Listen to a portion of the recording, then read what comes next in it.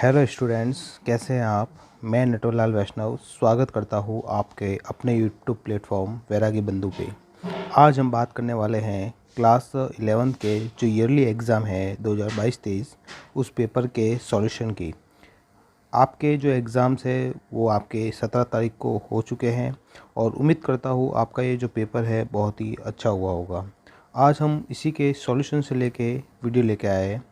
इस वीडियो में हम जो भी एग्ज़ाम में क्वेश्चंस आए उनके सॉल्यूशन और साथ ही साथ आप ये भी चेक कर सकते हो कि आपके जो नंबर है वो कितने बन रहे हैं। तो सबसे पहले क्वेश्चन की बात करते हैं। आपका फर्स्ट क्वेश्चन जो है वो आपके इस तरीके से है कि प्रकाश खाली जगह तरंग है। आपके पास ऑप्शन है अनुप्रस्थ, अनुदैर्ध्य, दोनों या कोई नहीं। सबसे पहले बात करते हैं प्रकाश की। तो देखिए यहाँ पे जो ऑप्शन है उनको ध्यान से समझिएगा। अनुप्रस्थ तरंगें कैसी होती है, जिनका माध्यम में जो संचरण की दिशा है उस संचरण की दिशा के लंबवत कंपन कर रही है, यानी तरंग इस साइड जा रही है और कंपन ऊपर नीचे इस तरीके से हो रहा है, तो वो अनुप्रस्थ कहलाती है।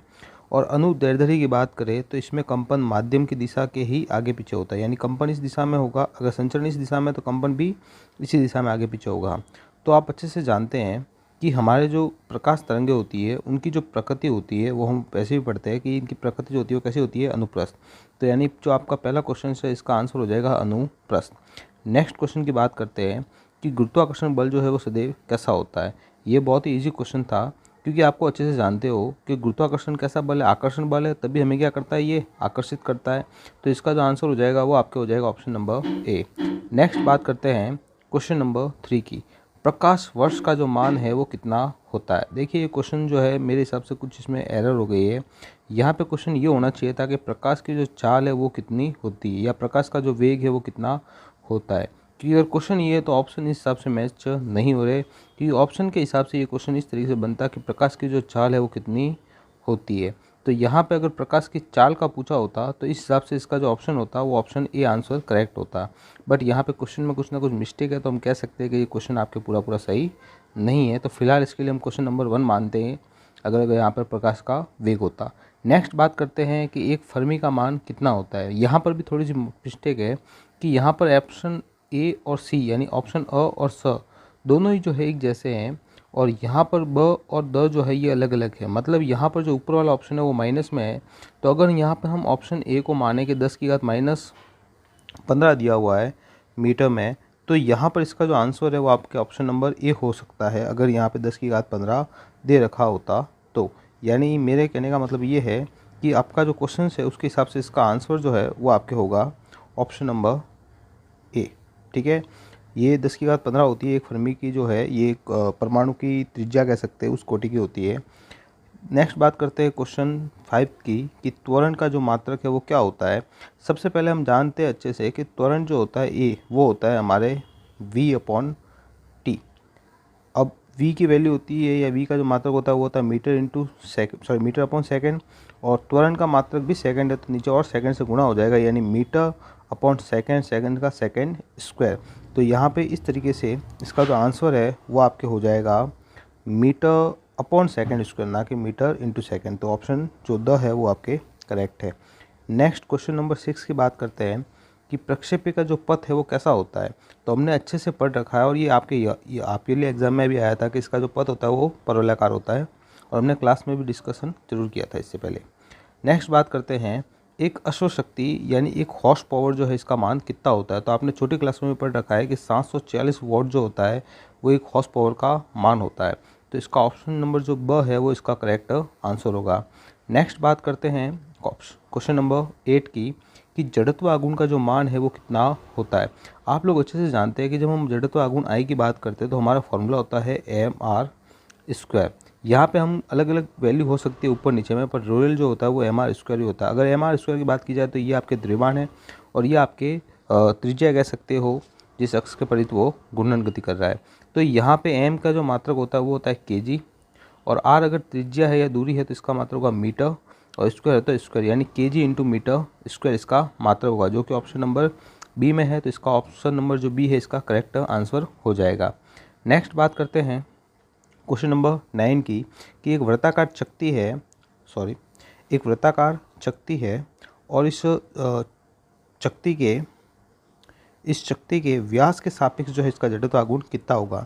देखिए हमने इससे पहले वाली जो क्लासें हमने जो ली है ऑफलाइन, उसमें हमने पढ़ रखा है कि जो वर्ताकार शक्ति होती है उसमें दो तरीके से पढ़ते हैं, एक तो व्यास के सापेक्ष जड़त्व आघूर्ण और दूसरा इसके जो केंद्र है उससे जड़त्व आघूर्ण। तो वो जो होता है वो होता है mr²/2 और यहाँ पे जो व्यास है तो व्यास के सापेक्ष होता है इसका mr²/4। तो इसका जो ऑप्शन नंबर ए है ये करेक्ट आंसर होगा। नेक्स्ट बात करते हैं क्वेश्चन नंबर 10 की। क्वेश्चन नंबर 10 इस तरीके से है कि तरल दाब का मात्रक जो है वो कितना होता है। तो हम अच्छे से जानते हैं कि दाब जो होता है उस दाब का मात्रक होता है पास्कल। तो यहाँ पर जो आंसर होगा वो आ जाएगा पास्कल। नेक्स्ट बात करते हैं स्टोक का नियम। तो यहाँ पे पूछा गया स्टोक बल जो है वो कितना होता है। देखिए इस तरह के क्वेश्चन में अगर आपको नहीं भी आता हो तो थोड़ा सा आप अपना दिमाग लगाए और ध्यान से सोचिएगा कि हमारा F = 6πr, क्या ये हो सकता है? पॉसिबल ही नहीं है, क्योंकि F जो होता है उसका मात्रक अगर देखा जाए तो kg इंटू इसका जो मात्रक होता है वो आपके इस तरीके से हो जाए, यहाँ पे आएगा आपके kg इंटू मीटर प्रति सेकेंड स्क्वायर। अब ये जो F का मात्रक है ये मात्रक आपके ऑप्शन नंबर ए से पॉसिबल ही नहीं है, क्योंकि 6π दे रखा है और 6π में पाई, ये जो 6π है ये आपके क्या है? कांस्टेंट है। तो यानी कहने का मतलब ये है कि हमारे ये ऑप्शन नंबर ए कैंसिल हो जाएगा। इसी तरीके से ऑप्शन बी भी क्या हो जाएगा? कैंसिल। नेक्स्ट बात करते हैं ऑप्शन सी और डी की।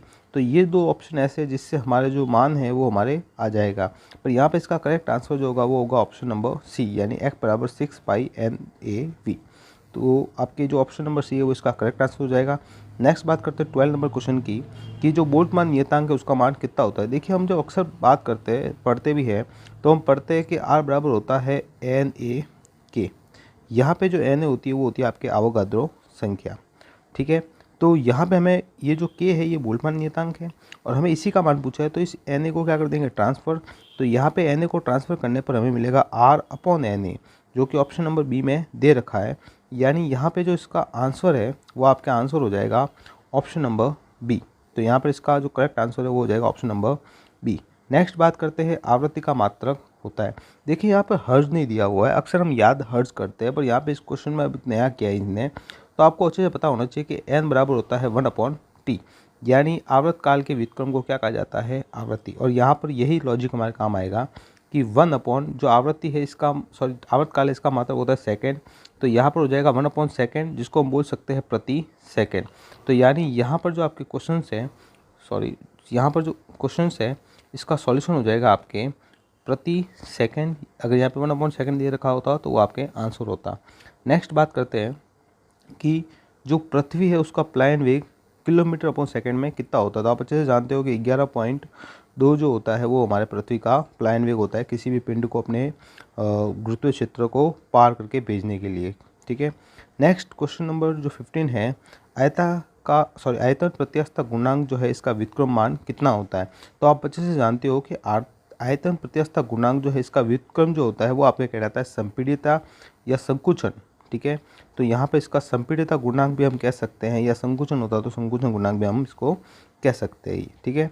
नेक्स्ट बात करते हैं क्वेश्चन, वेग समय आरेख क्या दर्शाता है। देखिए क्वेश्चन बहुत इजी है, आपको अच्छे से पता होना चाहिए कि जब भी दो राशियों के बीच में ग्राफ बनता है तो वो जो संबंध होता है वो उनके क्षेत्रफल जो होता है उन संबंध में वो उसको संबंध वाले को दर्शाता है। यानी वेग और समय में क्या संबंध होता है, तो v/t होता है, और v/t जो होता है वो a के इक्वल होता है। यानी हमारे वेग और समय में जब ग्राफ बनाएंगे तो v और t के जो रिलेशन है वो हमेशा किसको बताएगा? a, यानी त्वरण को। तो यहाँ पे जो है इसका आंसर हो जाएगा कि वेग और समय का जो ग्राफ है वो किसको दर्शाएगा, तो यहाँ पे दर्शाएगा त्वरण को, ठीक है। नेक्स्ट बात करते हैं क्वेश्चन नंबर 17 की।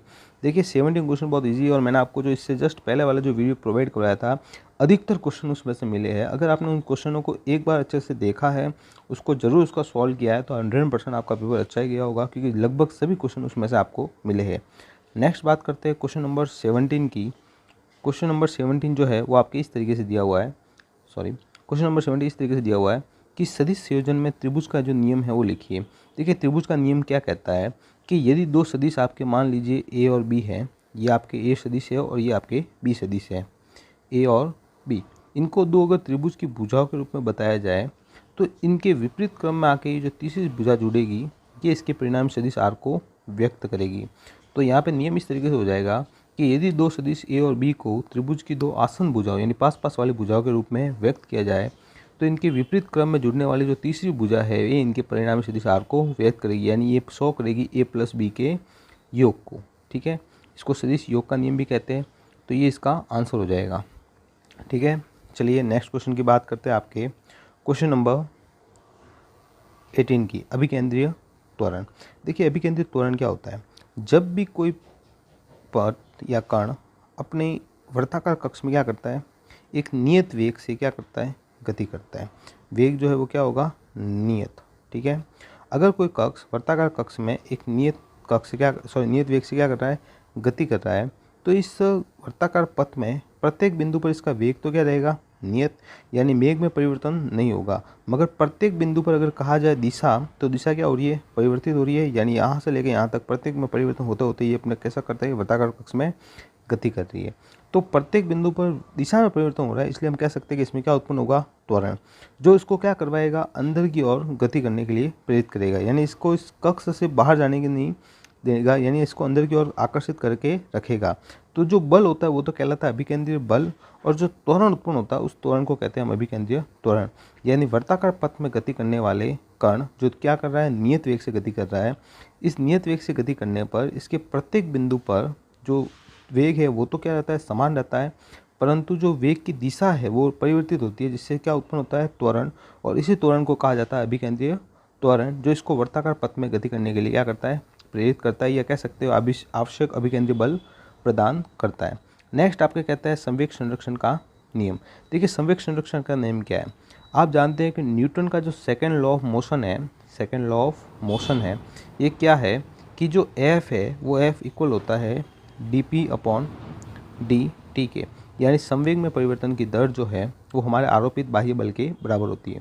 अब हमारा जो नियम संवेग संरक्षण का वो इस तरीके से है कि यदि बाह्य बल की अनुपस्थिति यानी f को क्या कर दिया जाए, जीरो, तो f को जीरो करने पर यहाँ पे हम जानेंगे, इसको जीरो करने पर क्या हो जाएगा, dp अपॉन dt बराबर जीरो हो जाएगा। और t को अगर उस साइड भेजेंगे तो t का जीरो से गुणा होने पर हमें मिलेगा dp बराबर जीरो, यानी हम इसका जब समाकलन करवाएंगे तो समाकलन करवाने पर dp का समाकलन हो जाएगा p, और समाकलन करने पर हमेशा क्या मिलता है यहाँ पे, कांस्टेंट यानी नियत। तो हम कह सकते हैं कि p क्या मिलेगा हमें, नियत। तो आपके जो संवेग संरक्षण नियम है वो ध्यान से समझिएगा क्या है। संवेग संरक्षण का नियम कहता है कि बाह्य बल f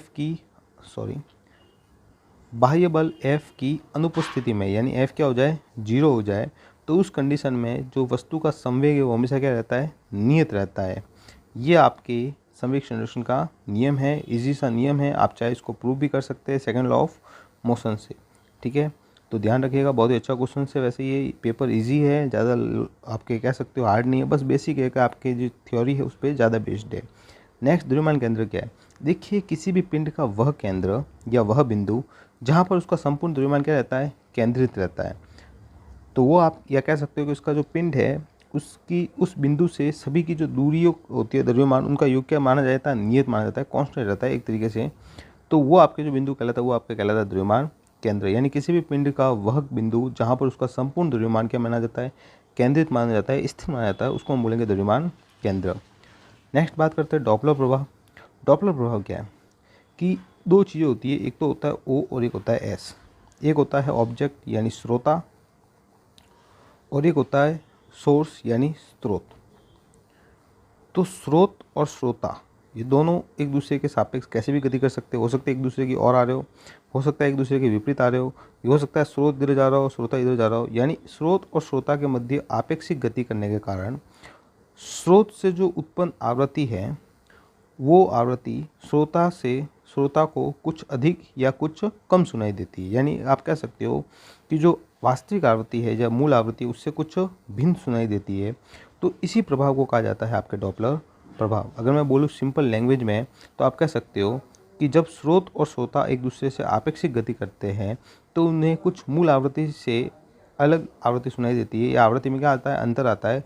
उस आवृत्ति में अंतर को जो प्रभाव है उसको हम कहेंगे अपन डॉपलर प्रभाव। ठीक है, तो ध्यान रखिएगा। वैसे आपके डॉपलर प्रभाव पे पूरा क्वेश्चन भी बनते रहते हैं न्यूमेरिकल, अच्छी बात है कि आपको सिर्फ कुछ डेफिनेशन पूछी है। नेक्स्ट बात करते हैं माध्य मुक्त पथ, मीन फ्री पथ। ठीक है, क्या होता है मीन फ्री पथ? आप जानते हो कि गैसेस जो होती है उनके अणु क्या करते हैं, अनियमित रूप से गति करते हैं।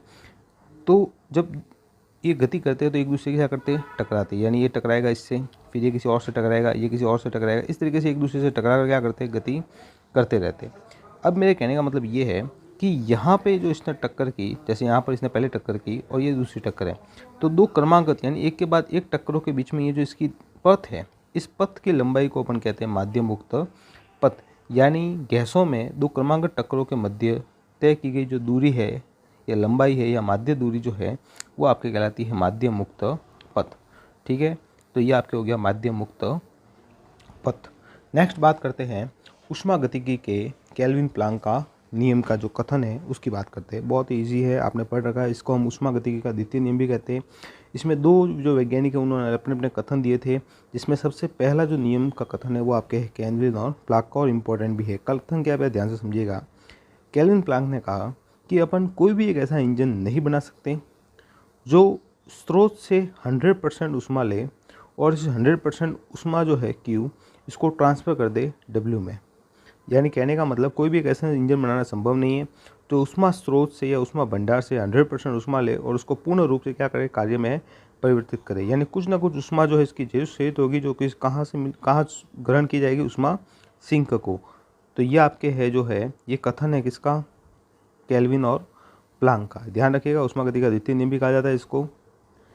नेक्स्ट आपकी बात की जाए संपर्क कौन। देखो संपर्क कौन क्या होता है, मान लीजिए आपने कोई पात्र है और उस पात्र में क्या करा, द्रव को डाला। ठीक है, ये मैंने इस तरीके से बताया, ये केस नली अपने और इस केस नली में अपने द्रव को डाला।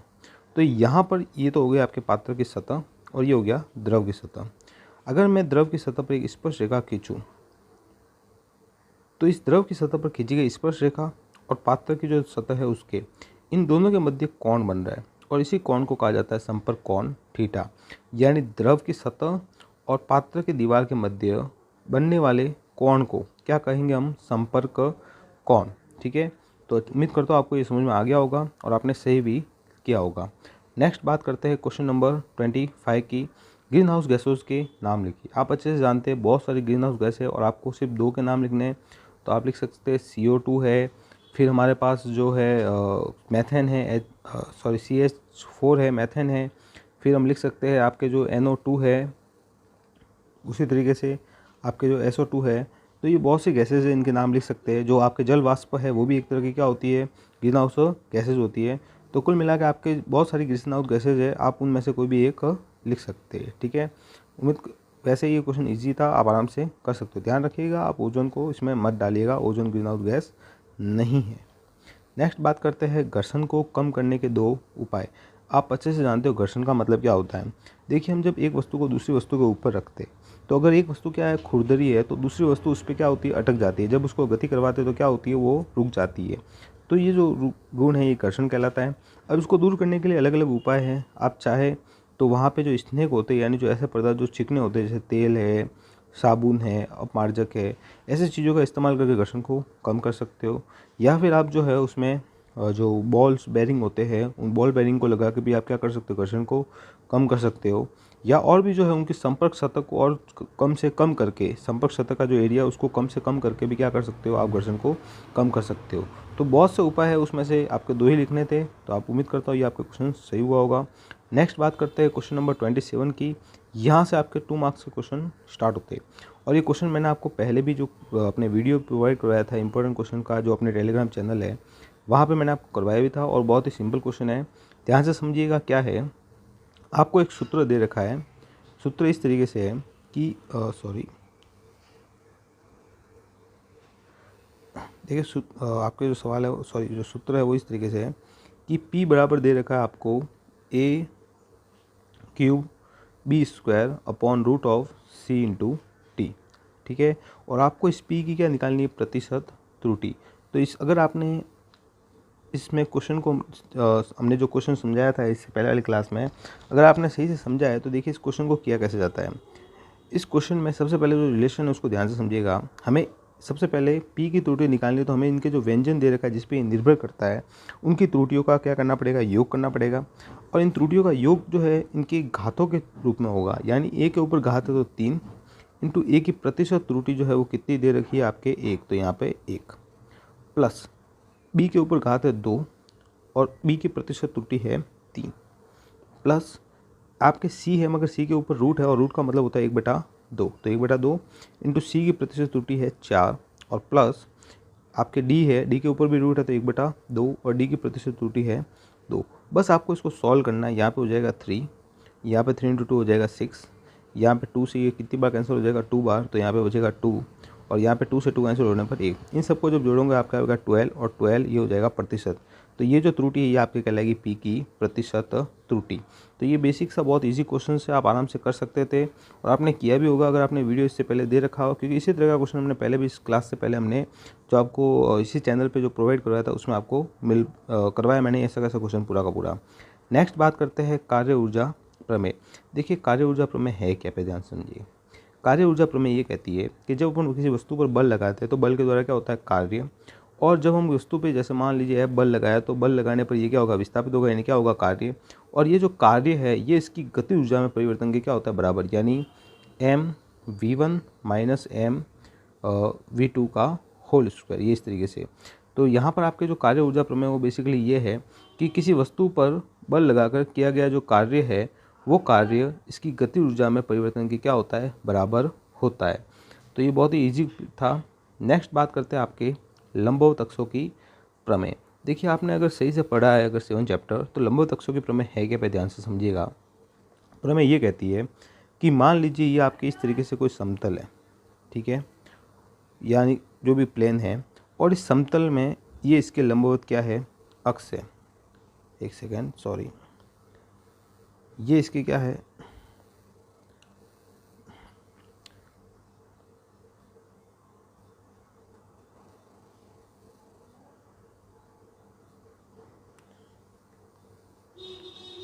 सॉरी एक सेकेंड, हाँ लगता है स्क्रीन में कुछ प्रॉब्लम आ गई है। अब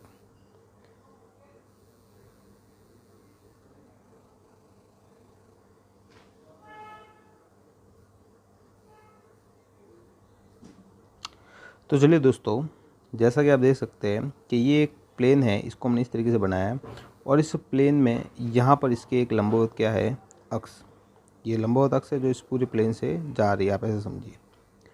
अब इस लंबवत अक्ष के सापेक्ष जो जड़त्व आघूर्ण आई है, इस जड़त्व आघूर्ण का मान इसी प्लेन में जो दो अपने कह सकते हैं अक्ष होगी, इसी प्लेन में आपके दो अक्ष होगी जो क्या होगी एक दूसरे के लंबवत होगी। यानी कहने का मतलब कि यहाँ पे एक सेकंड में आपको वापस सही से करके समझाता हूँ। देखिए यहाँ पे ध्यान से समझाता हूँ मैं आपको। मान लीजिए कि ये आपके एक समतल है और इस समतल के लंबवत ये आपके अक्ष है जिससे हमें जड़त्व आघूर्ण आई निकालना है। इस अक्ष के लंबवत ये इस समतल के लंबवत है यानी बाहर की ओर है। तो इस आई जो लंबवत है इसका जड़त्व आघूर्ण इसी प्लेन में इस पॉइंट से दो अक्ष होंगे जो इसी प्लेन में स्थित होंगे और इन दोनों के मध्य जो कोण है वो क्या होगा 90, यानी इसी प्लेन में स्थित जो दो लंबवत अक्ष है इन दोनों लंबवत अक्ष के कारण जो जड़त्व आघूर्ण होगा उसके योग के बराबर। अगर ये एक्स अक्ष है और ये क्या है आपके वाई अक्ष है तो हम कह सकते हैं कि आई एक्स एक्सिस प्लस आई वाई एक्सिस, इन दोनों के कारण जो जड़त्व आघूर्ण है उनका योग करेंगे तो इन दोनों के लंबवत जो अक्ष है प्लेन के इनके जड़त्व आघूर्ण के बराबर हमें मिल जाएगा।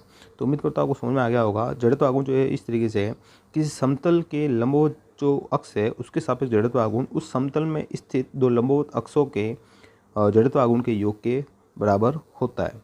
ठीक है, नेक्स्ट बात करते हैं जो हमारी अप्रत्यास्थ टक्कर है उसमें हानि। अब आप जैसे जानते हो कि जब दो कण जो है अप्रत्यास्थ टक्कर करते हैं तो बेसिकली आपके इस तरीके से होता है कि ये आपके पहला कण और ये दूसरा कण दोनों क्या कर रहे हैं गति कर रहे हैं। इसका वेग u1 है, इसका वेग u2 है, इसका द्रव्यमान m1 है और इसका द्रव्यमान m2 है, ये दोनों गति कर रहे हैं।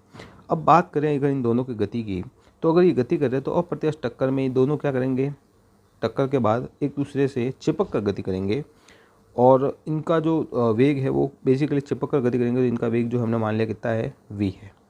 अब हम जानते हैं कि पूर्णतः अप्रत्यास्थ टक्कर कर रहे हैं तो इनकी हम बात करें कि हमारी ऊर्जा में हानि होगी और हमें वही ज्ञात करनी है। तो जो ऊर्जा में हानि है वो क्या होगी मैं आपको बता देता हूँ, कैसे होगी वो भी बता देते हैं। सबसे पहले हम बात करते हैं टक्कर से जो पहले है, टक्कर के पहले यानी टक्कर से पूर्व। टक्कर से जो पूर्व है इनकी गति ऊर्जा क्या होगी, तो 1/2 m1 u1 square plus 1/2 m2 u2 square, और टक्कर के जो पश्चात है वो आपकी गतिज ऊर्जा हो जाएगी 1/2 m1 प्लस m2 और वेग v का स्क्वायर। ठीक है, अब हम कह रहे हैं कि यहाँ पे इसकी जो गति ऊर्जा उसमें क्या होगा, अंतर यानी डेल के, और ये डेल के जो है आपके के पूर्व माइनस हो जाएगा के पश्चात। यानी अगर टक्कर के बाद इनकी गति ऊर्जा में कोई अंतर नहीं होता तो यहाँ पे ये अंतर क्या आना चाहिए, 0 आना चाहिए। और अगर यहाँ पे कोई अंतर मिल रहा है तो यानी इसकी गति ऊर्जा में परिवर्तन जो है वो क्या हो रहा है, कम हो रहा है, यानी गति ऊर्जा में क्या हो रही है, हानि। अगर पॉजिटिव अंतर है तो गति ऊर्जा में हानि हो रही है, और नेगेटिव है तो यहाँ पे गति ऊर्जा में वृद्धि हो रही है, आप ऐसा समझिएगा। तो नेक्स्ट बात करते हैं हम, यहाँ पे वैल्यू रखेंगे, तो यहाँ पे वैल्यू रखने पर ये हो जाएगा 1/2 m1 u1 square minus 1/2 m2 u2 square, sorry plus में यहाँ पे, और इसमें से माइनस करना है 1/2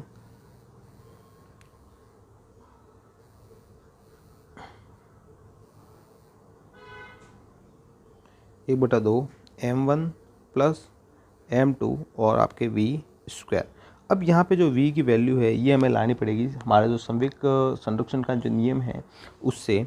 तो संवेग संरक्षण के नियम से यहाँ पर जो v है उसकी वैल्यू आपके u और v के रूप में आएगी, और माइनस करने पर आपके कुछ ना कुछ पद जरूर मिलेगा जो कि आपको पॉजिटिव में मिलेगा। तो उससे आपके कन्फर्म हो जाएगा गति ऊर्जा में जो हानि है वो होती है यहाँ पे। तो आपको इस तरीके से इसको सिद्ध करना है। ये क्वेश्चन थोड़ा लेंथी हो जाता है अगर देखा जाए तो, क्योंकि आपको प्रूव करना पड़ेगा फिर इसको।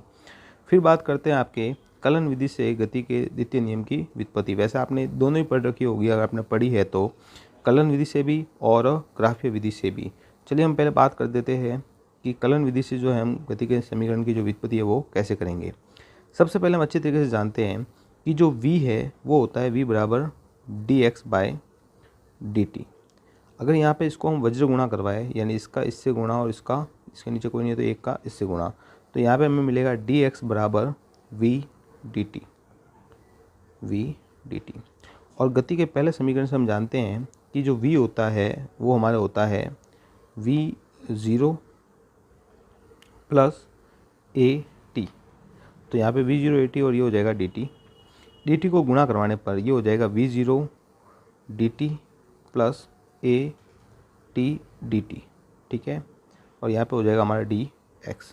अब अगर हम यहाँ पे इसका समाकलन करवाएंगे तो समाकलन करवाने पर ये समाकलन होगा आपके इस तरीके से। ठीक है, यहाँ पर dx का समाकलन हो जाएगा x, और अगर हम लिमिट की बात करें तो यहाँ पे लिमिट हो जाएगा प्रारंभिक विस्थापन x0 से अंतिम विस्थापन x तक। इसी तरीके जो प्रारंभिक समय है वो हो जाएगा हमारे dt का समाकलन t, और समय 0 से t यानी t समय बाद। इसी तरीके से यहाँ पर t है तो t का समाकलन हो जाएगा t²/2, और यहाँ पे आपके हो जाएगा 0 से लेके t, और इससे पहले यहाँ पे a था ही। अगर हम इस पूरे को सॉल्यूशन करेंगे तो सॉल्यूशन करने पर हमारे यहाँ पे हो जाएगा x माइनस x0, यहाँ पर मिलेगा v0 t, और यहाँ पे आपके आ जाएगा a t²/2।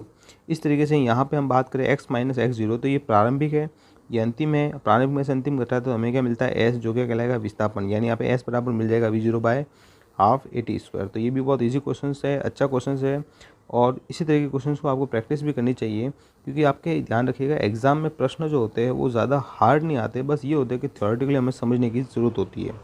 नेक्स्ट बात करते हैं आपके क्वेश्चन नंबर 32 है, वो आपके इस तरीके से है कि मूल बिंदु के परित आपको बल दे रखा है जो लगभग है 7i cap plus 3j cap plus minus 5k cap, यानी सदिश रूप में दिया हुआ है, और आपको कह रहा है कि बल आघूर्ण ज्ञात कीजिए। साथ ही जो इसका स्तरीय सदिश है वो आपको दे रखा है i minus j plus k। तो आपने पढ़ रखा हो अगर 7 चैप्टर तो आपने वहाँ पे भी पढ़ रखा है बल आघूर्ण के बारे में, और अगर आपने 4th चैप्टर पढ़ रखा है तो हम दोनों जगह पर भी बल आघूर्ण के बारे में पढ़ा है। बल आघूर्ण को जो है टॉ से रिप्रेजेंट किया जाता है, और टॉ बराबर सदिश में देखा जाए तो ये होता है r इंटू एफ। ठीक है, यहाँ पर हमें f और r दोनों के स्तरीय सदिश दिए हुए हैं, और यहाँ पे आपके ये सदिश गुणा यानी r और f के मध्य क्या करवाना है, सदिश गुणा।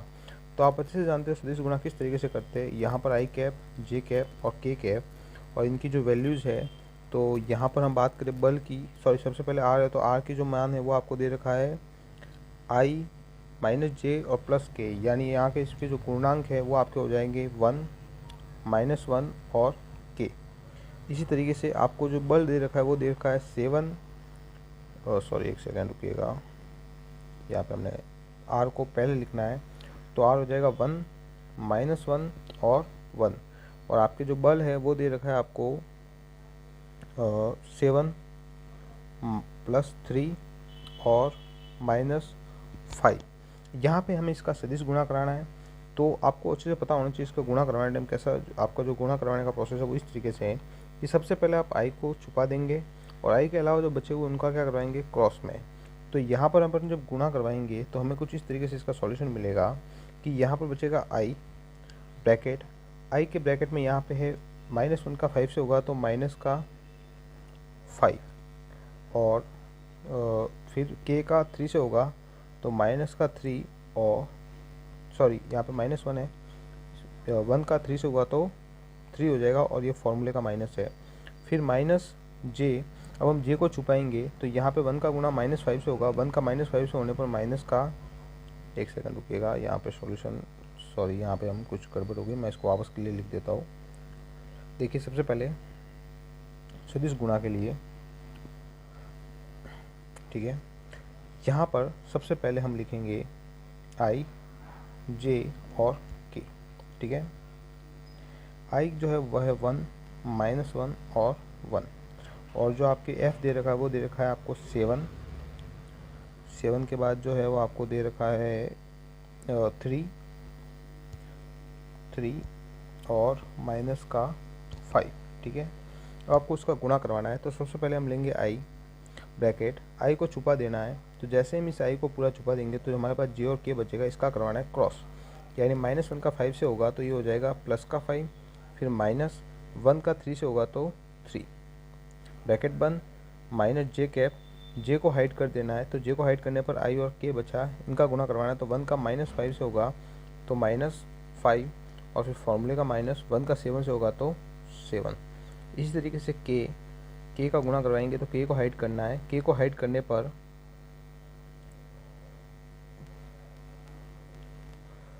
सॉरी यहाँ पर 3 था, के को हाइड करने पर हमें यहाँ पर 1 का 3 से हो जाएगा 3, और माइनस फॉर्मूले का हो जाएगा -1 का 7 से होगा -7, और माइनस माइनस प्लस हो जाएगा 7।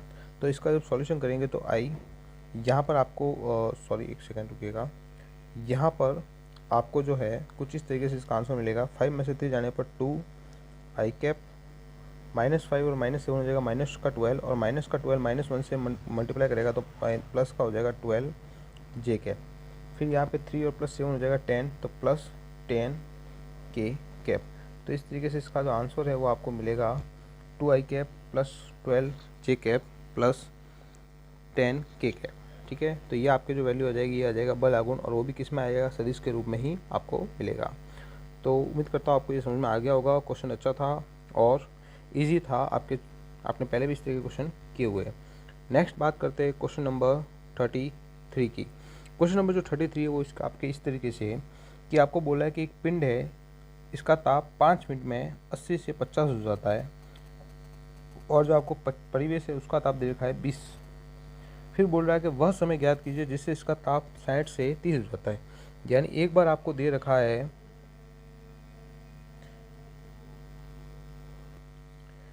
यहाँ पर जो प्रश्न आपके इस तरीके से है कि आपको दे रखा है ताप 80 से 50 हो रहा है, और वो हो रहा है आपके 5 मिनट में, और आपको बोला परिवेश का ताप ये है, तो आप वो समय ज्ञात कीजिए जिससे इसका ताप 60 से क्या हो जाता है, 30 हो जाता है।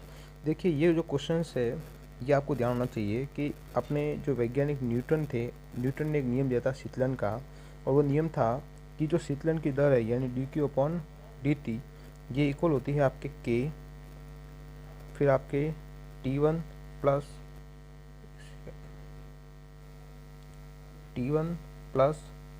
T2/2 और माइनस T0। यहाँ पे जो T1 और T2 तो आपके वो ताप हो जाएंगे जो चेंज हो रहे हैं, और T0 जो है वो आपके हो जाएगा परिवेश का ताप। तो इस सूत्र में जैसे आप मान रखेंगे तो हमें K का मान मिलेगा, तो यहाँ पे DQ की जगह तो हो जाएगा आपके जो ताप में अंतर है, ठीक है, तो वो हो जाएगा आपके आपको जो पहली कंडीशन दे रखी है 80 से 50, यानी ताप में अंतर जो है परिवर्तन कितना हो रहा है, 80 - 50 करने पर 30/5 मिनट दे रखा है। तो यहाँ पर आ जाएगा 5 इंटू मिनट को बदलेंगे तो 60 से multiply equals to T1 + T2, यानी यहाँ पर हो जाएगा आपके 80 + 50 80 + 50/2 और माइनस करेंगे 20, ठीक है। और यहाँ पर आपका नियतांक आ जाएगा k। जब इस पूरे को सॉल्यूशन करोगे तो आपको k का मान मिलेगा 1/450, ठीक है। और अब इस 1/450 के जो वैल्यू है ये आप दूसरी कंडीशन में रखोगे। उस कंडीशन में आपके नीचे जो ये t दे रखा है, इस t का मान आपको फाइंड आउट करना है। यानी दूसरी कंडीशन में आपके ताप का अंतर हो जाएगा 60 - 30 करने पर यहाँ पे 30 आ जाएगा। यहाँ पर आपको हो जाएगा 60 और 30, परिवेश का ताप 20 ही होगा। और यहाँ पे k का मान अब आपके होगा पास में, तो आप इसे t का मान निकाल सकते हो। और जब आप इसको पूरा सॉल्यूशन करोगे तो आपको सॉल्यूशन में इसका t का जो आंसर है वो मिलेगा आपको 9 मिनट, ठीक है। तो ये अच्छा क्वेश्चन है और आप कर भी सकते हो। नेक्स्ट बात करते हैं क्वेश्चन नंबर 34 की। प्रत्यास्थलक किसे कहते हैं, इलास्टोमर्स, और जो दो प्रत्यास्थलक है उसका नाम लिखिए। तो सबसे पहले प्रत्यास्थलक किसे कहते हैं, वे पदार्थ जो प्रत्यास्थता का गुण रखते हैं उन्हें हम प्रत्यास्थलक कहते हैं, और इनमें श्यानता का भी गुण पाया जाता है। और इनके जो दो नाम की बात करें तो सबसे बढ़िया है प्राकृतिक रबर। और प्राकृतिक रबर के साथ साथ आपके जो कृत्रिम रबर है जैसे स्टाइरिन ब्यूटाडाइन है, ये भी एक कृत्रिम रबर है। तो ये इस तरीके से आपके दो एग्जाम्पल के नाम हो जाएंगे। नेक्स्ट बात की जाए लाप्लास संशोधन की, तो लाप्लास संशोधन है कि भाई ध्यान से समझिएगा। देखिए सबसे पहले जो दिया था, एक न्यूटन ने नियम दिया था ध्वनि के वेगों के रिलेटेड। तो ध्वनि रिलेटेड जो न्यूटन का नियम है वो इस तरीके से है कि न्यूटन ने कहा कि जो समतापीय प्रक्रम है, समतापीय प्रक्रम में ध्वनि की जो चाल है वो आपके जो निर्वात में या जो कह सकते हो ध्वनि की चाल के बराबर होती है। तो हम जब इस न्यूटन के नियम को लेकर चलते हैं तो हमारे पास मान आता है 279 मीटर पर सेकेंड, जो कि आपको पता है रियल वैल्यू जो होती है वो होती है 331 या कहीं कहीं पे आपको मिलेगा 332 मीटर पर सेकेंड। तो इन दोनों में अंतर बहुत ज़्यादा होता है। तो न्यूटन के नियम के अनुसार जो न्यूटन ने लिया है कि समतापीय प्रक्रम में जो वैल्यूज़ होती है वो आपके मिलती है 279, जो कि एक्चुअल वैल्यू से क्या है, अलग है। तो इस नियम को संशोधित करके किसने दिया था, लाप्लास ने। और लाप्लास ने जो है संशोधन इस तरीके से किया कि लाप्लास ने न्यूटन के नियम में संशोधित करके जो समतापीय प्रक्रम था उसकी जगह उन्होंने लिया रुद्धोष्म प्रक्रम। क्या लिया, रुद्धोष्म प्रक्रम। और रुद्धोष्म प्रक्रम लेके जब उन्होंने ध्वनि तरंग का वेग निकाला तो उन्हें जो मान मिला वो मिला 232 लगभग, या कह सकते हो 231, जो कि लगभग आपके किसके इक्वल है, प्रायोगिक के वास्तविक मान के इक्वल है। तो ये जो संशोधन है यही आपके कहलाया फिर लाप्लास संशोधन।